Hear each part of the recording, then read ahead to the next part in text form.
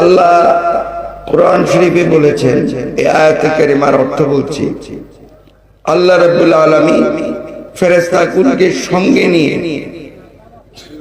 আল্লাহ রাসূলের উদ্দেশ্যে দরুদ শরীফ পাঠ করছেন।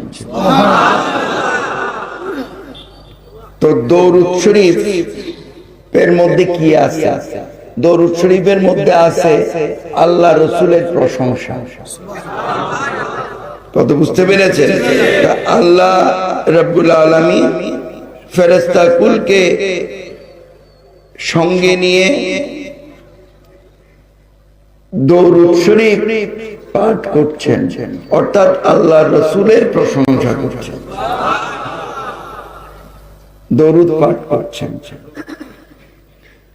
তারপরের অংশটুকুনে আল্লাহ বলছেন, ইয়া আইয়ুহাল্লাযীনা আমানু, হে ঈমানদার বান্দাগণ, তোমরাও আমার মেহবুব মুহাম্মদুর রাসূলুল্লাহ সাল্লাল্লাহু আলাইহি ওয়াসাল্লামের উপর দরুদ শরীফ পাঠ করো।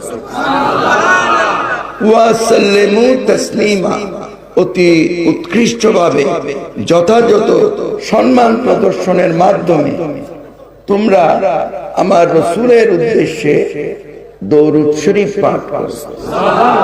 যার কারণে আমরা বসে বসেও দরুদ শরীফ পড়ি, আবার দাঁড়িয়ে আল্লাহ রাসূলকে সালাম দিয়ে থাকি।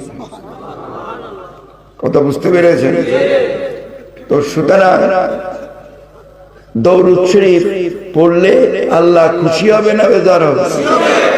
যার জন্য আল্লাহর সন্তুষ্টির জন্য আমরা দরুদ শরীফ পড়ে থাকি।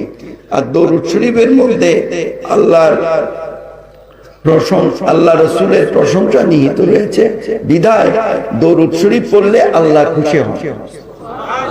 কথা বুঝতে পেরেছেন?